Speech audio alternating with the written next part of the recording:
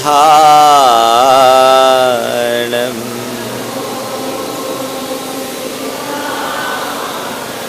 एळमो आयरियाणम्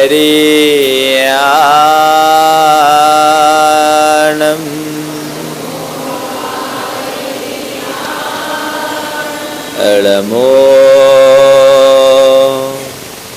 उवच्छायानम्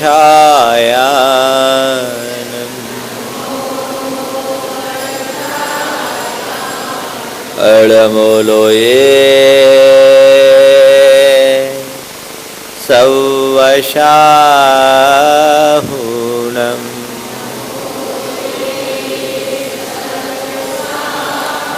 ऐसो पंचिनमोयारो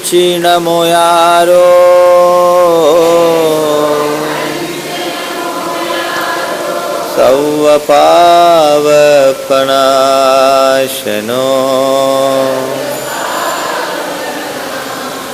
मंगलालम च सवेसिं पढ़ मम ओ मंगलम।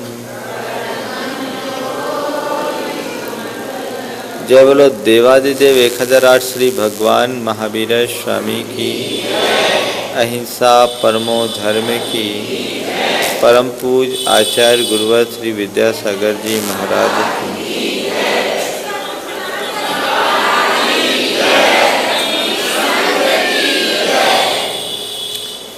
सोचा जानई कल्याणम सोचा जानई पावगम ओयम्पि जानई सोचा जम सेयम तम समायरे। सुन करके तुम कल्याण को जानो और सुन करके अकल्याण को जानो। कल्याण और अकल्याण दोनों को जानो और जो श्रेष्ठ है उसका समाचरण करो।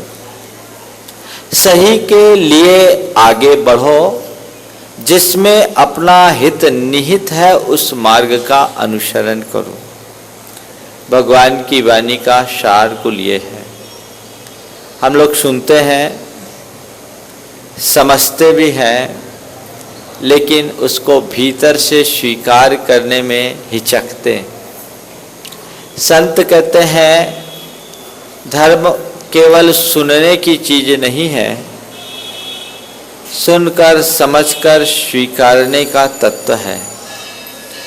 जब तक हम भीतर से स्वीकार नहीं करते तब तक जीवन में सुधार नहीं आता। कई बार ये प्रश्न आता है कि धर्म सभाओं में नियमित जाते रहने के उपरांत भी जीवन में धर्म का प्रभाव परिलक्षित क्यों नहीं होता।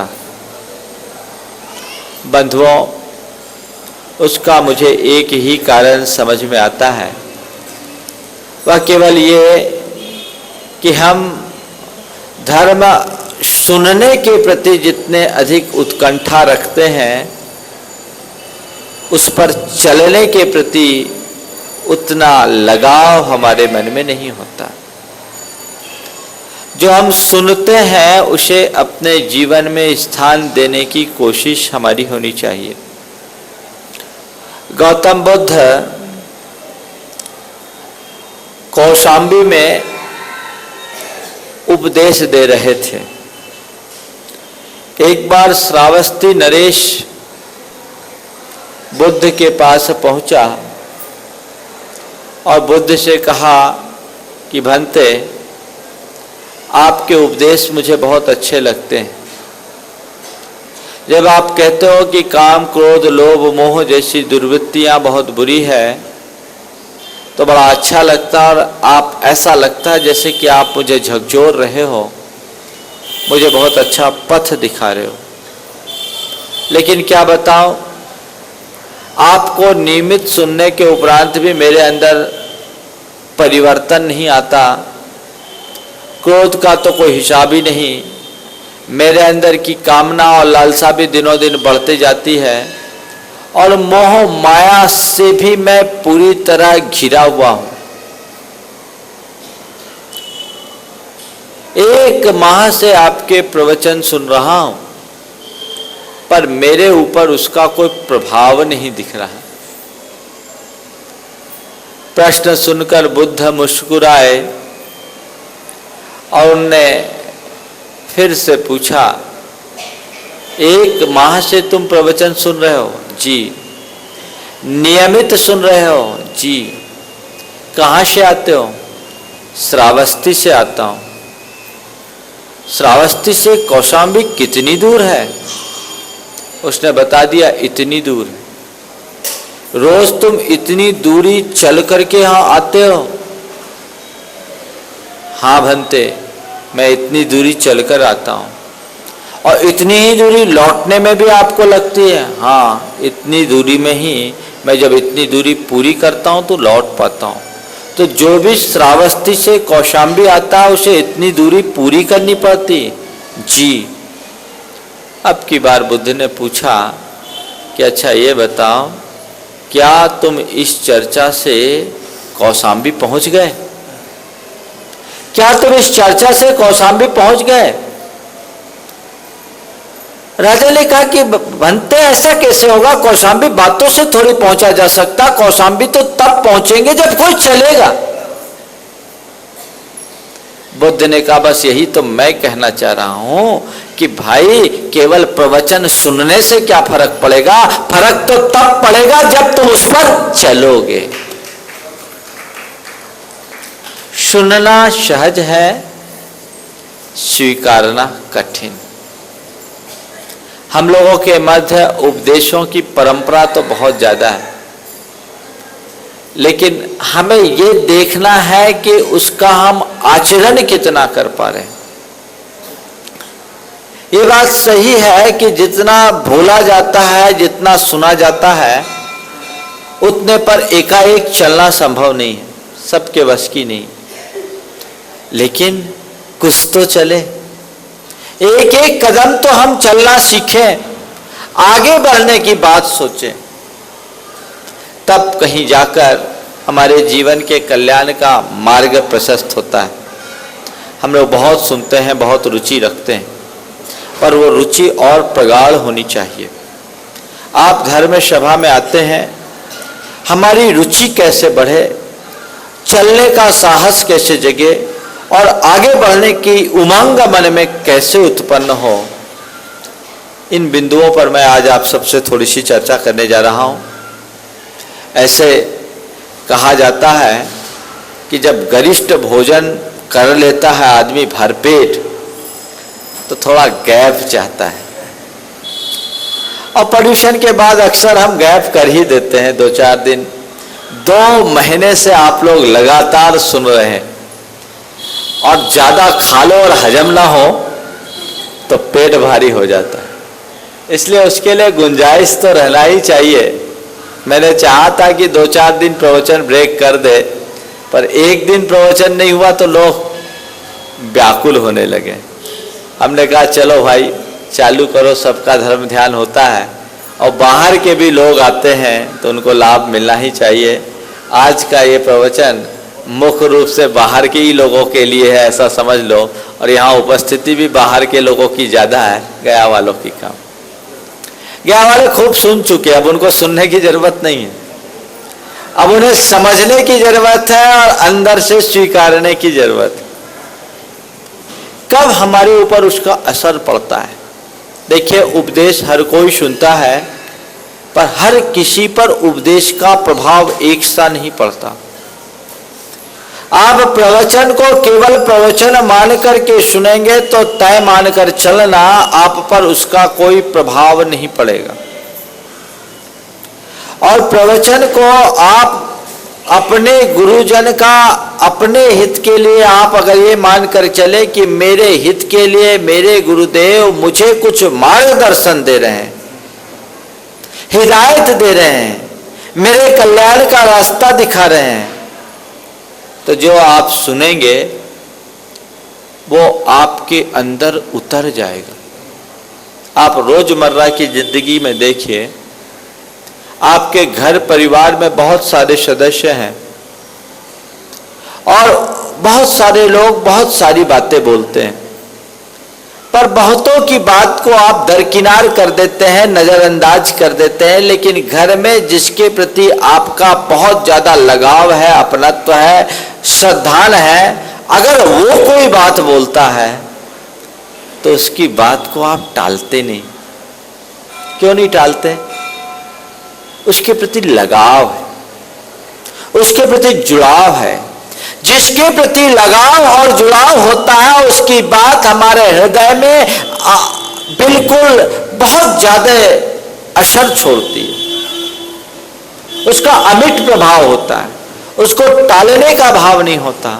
इसी तरह गुरुओं के उपदेश को हम अगर सुने, जिनवानी को यदि हम सुने, तो ये मान करके चले कि ये मेरे कल्याण का सबसे सबल निमित्त है, इसका आश्रय लेकर के ही मैं अपने जीवन का उद्धार कर सकता हूं। यहाँ जो कुछ भी कहा जा रहा है वह केवल मेरे लिए कहा जा रहा है, मेरे हित के लिए कहा जा रहा है। इस भाव भूमिका के साथ यदि आप धर्मोपदेश सुनोगे तो आपके भीतर खुद उस पर चलने की उमंग उत्पन्न हो। और बस ठीक है, महाराज आए हैं तो प्रवचन सुनाना महाराज का काम है और सुनना हमारा काम है, और चलो अभी फुर्सत है तो सुन ले, सीजन आ जाए तो फिर छोड़ दो।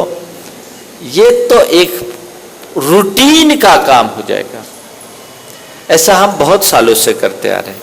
हालांकि ये भी निरर्थक नहीं है, पर इससे हमें वांछित परिणाम नहीं मिलता जो मिलना चाहिए, जो हमें पाना चाहिए। बदलाव, प्रवचन को सत्संग भी कहते हैं। सत्संग का मतलब यही है कि जिस में जाने के बाद जीवन में गुणात्मक परिवर्तन घटित हो, हमारे चिंतन में, हमारे व्यवहार में, हमारी वाणी में परिवर्तन हो, सोच बदले, प्रवृत्ति बदले, तब तो हमारे जीवन का कोई मजा है। और सब कुछ करने के बाद भी हम जहां के तहां रहें तो फिर कोई मतलब नहीं। हम अपने मन को देखें और हम क्या कर रहे हैं ये विचार करें, अपनी समीक्षा करें। पर्युषण महापर्व अभी हम सब ने संपन्न किया। इस बार लोग बोलते हैं महाराज इस बार का पर्युषण बहुत जोरदार रहा, इतने व्रत उपवास आज तक कभी नहीं हुए। बिल्कुल, वाकई ये पर्युषण बहुत अच्छा रहा, पर मैं इसको बहुत अच्छा नहीं बोलता।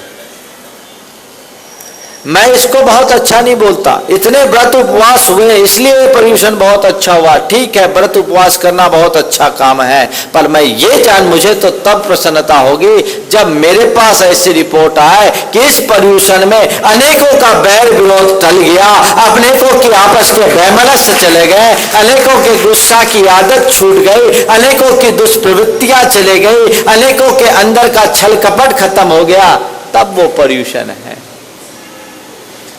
व्रत उपवास करने वाले तो खूब हो जाते, लेकिन व्रत उपवास करने के बाद भी मन का बैर विरोध वैमनस्य ये अगर नहीं छूटा तो हम बहुत पीछे हैं। तब तो हम बहुत पीछे हैं, उसका बड़ा नुकसान है। उससे अपने आप को जगाना चाहिए, बचाना चाहिए। और उससे बचाने में अगर हम समर्थ हो गए तो बहुत कुछ प्राप्त कर लिए। बंधुओं, आत्मा की शुद्धि हमारे जीवन का मूल लक्ष्य होना चाहिए, और आत्मा की शुद्धि तभी संभव होगी जब हमारी सोच आध्यात्मिक हो और उस क्षेत्र में हम चलना शुरू करें। एक संत थे, वे पद विहार कर रहे थे, रास्ता भटक गए थे, सुबह से चल रहे थे, लेकिन उन्हें उनके गंतव्य का कोई अता पता नहीं था। चलते चलते उन्होंने रास्ते में एक खेत में काम करने वाले किसान से पूछा कि भाई मुझे अमुक गांव जाना है, क्या ये रास्ता उधर ही जाता है? किसान ने कहा हाँ, ये रास्ता अमुक गांव के लिए जाता है, मैं भी उधर ही चल रहा हूँ। दोनों साथ हो लिए। साथ हो लिए, पर ये तो बहुत व्याकुल हो चुके थे। इनके मन में बड़ी अधीरता और आतुरता थी। पूछा कि देखो भाई, दिन अस्त होने वाला है, मैं शाम तक पहुंच जाऊंगा ना? हाँ हाँ, आप पहुंच जाएंगे, चिंता मत करिए, अब आपका गांव ज्यादा दूर नहीं। थोड़ी देर बाद देखो, मैं रात में नहीं चलता हूं, पहुंच जाऊंगा, पक्के में पहुंच जाऊंगा। हाँ पहुंच जाऊंगा। कितनी दूर है? बस कुछ नहीं, ज्यादा से ज्यादा 2 माइल है। 2 माइल ये ना, ज्यादा तो नहीं, बिल्कुल ज्यादा नहीं। फिर चले। फिर थोड़ी देर बाद बोले भाई बिल्कुल अब भी 2 माइल, अब तो कम बचा होगा ना, अब तो हम पहुंच जाएंगे ना? हाँ सब आप पहुंच जाएंगे। फिर थोड़ी देर बाद देखो भाई, कहीं अंधेरा तो नहीं हो जाएगा, हम पहुंच जाएंगे ना? अब की बार उस किसान भाई ने दोनों हाथ जोड़े और कहा, महाराज रास्ता चलने से कटता है, बातों से नहीं। रास्ता चलने से कटता है, बातों से नहीं। उन्होंने अपनी आत्मकथा में लिखा कि उस अबोध किसान ने मुझे बहुत बड़ा बोध पाठ दे दिया। अध्यात्म के मार्ग में यदि तुम कुछ उपलब्धि चाहते हो तो वह केवल बातों से घटित होने वाली नहीं है, उसके लिए चलना पड़ेगा। चलना शुरू करो, धीमी गति से ही सही पर चलो। अपनी शक्ति और परिस्थिति का आकलन करो, देखो कि इस स्थिति में हम क्या कर सकते हैं, कितना किया जा सकता है। जितना ही सही चलो, एक कदम ही सही पर चलो जरूर। एक एक कदम चलने वाला व्यक्ति भी हजारों मील की यात्रा कर लेता है, और हजारों मील की चर्चा करने वाला आदमी एक कदम भी नहीं चल पाता। एक एक कदम चलते चलते हजारों मील की यात्रा की जा सकती है, और हजारों मील की चर्चा करने वाला व्यक्ति एक कदम भी चल नहीं पाता। इसलिए अब चर्चा कम और चर्या ज्यादा। उस चर्या के प्रति अपनी दृष्टि होनी चाहिए। 60 वर्ष के वृद्ध के साथ उसका 8 वर्ष का पोता सम्मेत शिखर की वंदना के लिए चला। रात अंधेरे में वंदना के लिए आगे बढ़ा तो बेटे ने पूछा, दादाजी ये पहाड़ कितना ऊंचा है? बोले बहुत ऊंचा है। कितना ऊंचा है? बोले 6 माइल चलना होगा। बेटे ने कहा, दादा इतना बड़ा पहाड़, इतनी अंधियारी सड़क, सघन अंधकार, इतना ऊंचा पहाड़ हम कैसे चलेंगे? आपके हाथ में जो टार्च है वो तो 4 फुट तक रोशनी देती, 4 हाथ तक रोशनी देती है। हम कैसे चढ़ेंगे इतना ऊंचा पहाड़? हमारे हाथ के टार्च की रोशनी तो कुल 4 फुट तक ही जाती है। दादा ने कहा, हाँ बेटे ये बात सही है कि पहाड़ बहुत ऊंचा, अंधेरा बहुत घना है, पर हमें इतने ऊंचे पहाड़ को चढ़ना कहाँ है? हमें इतना ऊंचा पहाड़ थोड़ी चढ़ना, हमें तो केवल एक कदम चलना है। बेटा एक कदम चल, रोशनी भी एक कदम आगे बढ़ जाएगी, और ऐसे एक एक कदम चलते चलते हम पूरा पहाड़ चढ़ जाएंगे। एक कदम चलो। ये मत सोचो कि ये पहाड़ कैसे चढ़ेंगे। सोच में पड़ोगे तो चढ़ ही नहीं पाओगे, और एक एक कदम चलते चलते कब पहाड़ चढ़ जाओगे पता ही नहीं लगेगा। इसलिए एक एक कदम चलने की और एक एक कदम चढ़ने की सोच अपने अंतरंग में विकसित करनी चाहिए। आप देखिए कि मेरा पहला कदम कौन सा हो, उस पहले कदम को मैं किस तरह से आगे बढ़ाऊं जिससे अपने जीवन के मूल लक्ष्य को उपलब्ध किया जा सके, जीवन के मूल गंतव्य को, मूल के मूल प्राप्तव्य को प्राप्त किया जा सके। यदि वो शुरुआत होती है तब हमारा जीवन धन्य होगा। अन्यथा ऐसा तो हम खूब करते आ रहे हैं, जहाँ के तहाँ कोल्हू के बैल बने हुए हैं, बस सारी जिंदगी घूम रहे हैं और वही चक्कर काटते आ रहे हैं। बंधुओं, आंखें खोलिए, आँख की पट्टी निकालिए, विचार कीजिए कि मैं क्या कर रहा हूँ और मुझे क्या करना चाहिए। जो मुझे करना चाहिए वो कर पा रहा है या नहीं कर पा रहा हूँ, और आज क्या कर सकता हूँ। इन बिंदुओं का जब तक विचार नहीं होता तब तक जीवन में कुछ सुधार की प्रक्रिया नहीं बनती। बंधुओं, हमारे साथ एक बहुत बड़ी दुर्बलता है, हमने आदर्श बहुत ऊंचे बनाए हैं लेकिन आचरण बहुत ओछा है। संत कहते हैं तुम्हारा आदर्श जितना उच्च है आचरण भी उतना ही ऊंचा होना चाहिए। जब तक अच्छा आचरण नहीं होगा तो हम कितने भी ऊंचे आदर्श को क्यों न चुन लें, अपने जीवन को आदर्श नहीं बना सकेंगे। जीवन को आदर्श बनाना चाहते हो तो सद आदर्शों का अनुसरण करो, अनुकरण करो और उनके मार्ग पर चलने की कोशिश करो। भले वह चाल बहुत धीमी हो, लेकिन धीमी चाल भी आपको आपके गंतव्य तक पहुंचा देगी। पहुंचता वही है जो चलता है, जो ठहरा रहता है वो कहीं नहीं रह पाता। इसलिए हम चलने का अभ्यास निरंतर करें, चलने का भाव अपने मन में निरंतर जगाते रहें तो निश्चित वह हमारे जीवन की उपलब्धि का आधार बनेगी। 2 माहों में आप लोगों ने भरपूर सुना है, सब बातें आपके बीच रखी गई। श्रावक के सत कर्तव्यों से आपकी चर्चा की शुरुआत हुई। 12 भावनाओं में आपने डुबकी लगाई, 16 कारण भावनाओं का भी स्पर्श किया और पर्युषण के 11 दिनों में आपने धर्म की विशुद्ध आराधना की। इतना जो कुछ सुना है, देखो तो कुछ है भी कि नहीं कि सब इधर से सुना और इधर से बाईपास। लोग कहते हैं, एक बार प्रवचन हुआ और प्रवचन के बाद बोला महाराज ने तो आज बहुत बढ़िया प्रवचन किया। बोला बढ़िया, बहुत मजा। बोले क्या बोला? बहुत मजा। बोला महाराज ने बोला क्या? बोले ये तो महाराज जाने, ये महाराज जाने। तो मतलब नहीं, सभा में आते हैं, बैठते हैं और बैठ करके जब यहाँ जाते हैं तो अपना पैंट झाड़ते हैं धूल, और धूल के साथ जो सुना वो भी झाड़ के चले जाते हैं। तो काम क्या होगा? ले करके अगर जाएं, अंदर से स्वीकारने की भावना मन में आए तो आपके जीवन में व्यापक परिवर्तन घटित होगा। ऐसा परिवर्तन हमारे भीतर घटित होना चाहिए, उसके लिए निरंतर प्रयास होना चाहिए। एक युवक गांव से दूसरे गांव जा रहा था, काफ़ी दूरी थी, उसे पता नहीं था, कच्ची सड़क थी, अब कितनी दूरी शेष है।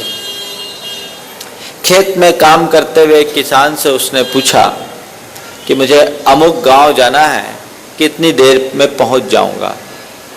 किसान ने कोई जवाब नहीं दिया। उसने सोचा शायद ऊंचा सुनता होगा, तो और जोर से बोला कि मुझे अमुक गांव तक जाना है, कितनी देर में पहुंच जाऊंगा? अब की बार भी कोई जवाब नहीं हुआ। तो सोचा कि शायद बोल भी नहीं पाता होगा, सुन नहीं पाता होगा, समय काहे को खराब करे, आगे बढ़ गया। वो सड़क पर आगे बढ़ा और 50 कदम चला होगा कि देखता क्या है, वो किसान जोर से आवाज लगाते हुए उससे कहता, युवक ठहरो, तुम उस गांव में 2 घंटे में पहुंच जाओगे। तुम उस गांव तक 2 घंटे में पहुंच जाओगे। युवक को बड़ा आश्चर्य हुआ, हद हो गई, 2 बार मैंने पूछा तब तो कोई प्रतिक्रिया नहीं की और अब बोलते हो 2 घंटे में पहुंच जाओगे। आखिर तुमने पहले क्यों नहीं बताया, अब क्यों बता रहे हो? उसने कहा भैया जब तक मैं तुम्हारी चाल न देख लूं तो समय कैसे बताऊं, दूरी कैसे बताऊं? जब तक तुम्हारी चाल न देख लो तो दूरी कैसे बताओ? बंधुओं, सवाल चाल दूरी का नहीं, सवाल चाल का। आपकी चाल कैसी है? किस चाल से आप चल रहे हो? जिस चाल से आप चलोगे, जिस गति से आप चलोगे, आपका गंतव्य उतनी ही जल्दी आपको प्राप्त होगा। इसलिए अपनी चाल को दुरुस्त कीजिए, पहले दिशा और बाद में चाल। दिशा और गति जब दोनों एक दूसरे से जुड़ जाती है तो जीवन में प्रगति अपने आप आने लगती है। उन्नति का यही मार्ग है, सही दिशा का निर्धारण और सतत प्रयत्न। अगर हम सतत चलते रहेंगे तो निश्चित रूप से वह हमारे जीवन की एक बड़ी सार्थक उपलब्धि होगी। बंधुओं, आज मैं सार संक्षेप में इतना ही कहता हूँ। 16 कारण भावना की विवेचना के क्रम में 2 भावनाएं शेष रह गई थी, मार्ग प्रभावना और प्रवचन वत्सलत्व। इनकी चर्चा कल और परसों के प्रवचन में होगी। फिर आने वाले जो भी कार्यक्रम होंगे वे सब आपको रविवार को घोषित कर दिया जाएगा। मैं भी चाहता हूँ कि भरे पेट में अब ज़्यादा माल नहीं खिलाएं, नहीं तो बदहजमी हो जाएगी तो मुश्किल होगा, माल भी बर्बाद होगा। थोड़ा सा डाइजेशन की ज़रूरत है। जो हमने सेवन किया है उसे पचाने की कोशिश करें। प्रवचन का क्रम तो लाभ तो मिलेगा ही। जो क्लासेस की बात खासकर युवा वर्ग के लिए हुई थी, वह भी अगर आपकी लिस्ट मेरे पास आ जाएगी तो आगामी रविवार से शुरू होगी। मुझे लग रहा है उसकी चाल बहुत धीमी है, लोगों को सीजन बड़ा प्रभावित कर रहा है ऐसा लगता है। पर सीजन के साथ रीजन भी देखो, अपने जीवन की पोजीशन भी देखो, ये सब चीज़ें हमें बनाना चाहिए और अपने जीवन के मार्ग को प्रशस्त करना चाहिए। समय पर आइए। अब प्रवचन 8:30 और 8:45 पर स्टार्ट नहीं होंगे। प्रवचन का ठीक समय, प्रवचन स्टार्ट होने का 8:15 बजे आप निर्धारित रखिएगा तो आपको लाभ मिलेगा। और ज़्यादा से ज़्यादा 9:15 बजे आप लोगों को नियमित छोड़ दिया जाएगा ताकि आपके दूसरे काम भी चलते रहे और यहाँ का काम भी ठीक ठीक ढंग से चलता रहे। आज सार संक्षेप में मैं यही बोलना चाहता हूँ कि हम अपने जीवन को आगे बढ़ाने का उत्साह जगाएं, अपने आचरण में सुधार लाने की यथासंभव कोशिश करें, जिससे जीवन में कुछ परिवर्तन घटित हो। कहीं ऐसा ना हो कि पनघट तक आकर भी गागर रीति लौट रही है, हम वैसा न कर पाए। हम कुछ ग्रहण करें, कुछ सार का संचय करने की कोशिश करें। जब तक सार का संचय नहीं होता, सार का संग्रह नहीं होता, तब तक जीवन का उद्धार नहीं होता। अभी तक हम जिसमें लगे हैं वह सब बेकार का रहा है। जो सार है उसकी तरफ दृष्टि रखाएं, दौड़ाएं और अपने जीवन की स्थायी उन्नति का सार्थक प्रयत्न करें। इसी शुभ भावना के साथ मैं अपनी वाणी को यहीं पर विराम दे रहा हूँ। बोलिए अहिंसा परमो धर्म की।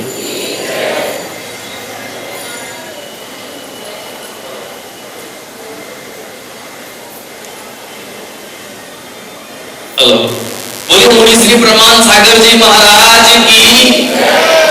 बंधुओं, आज हमारे बीच अनिवासी होकर के जो चले गए हैं, आज हम लोगों के बीच हैं हम लोग के बड़े भैया श्री संतोष कुमार जी पांड्या। मैं उनसे अनुरोध करता हूं कि वो महाराज श्री के सम्मुख श्रीफल चढ़ा आशीर्वाद ग्रहण करें।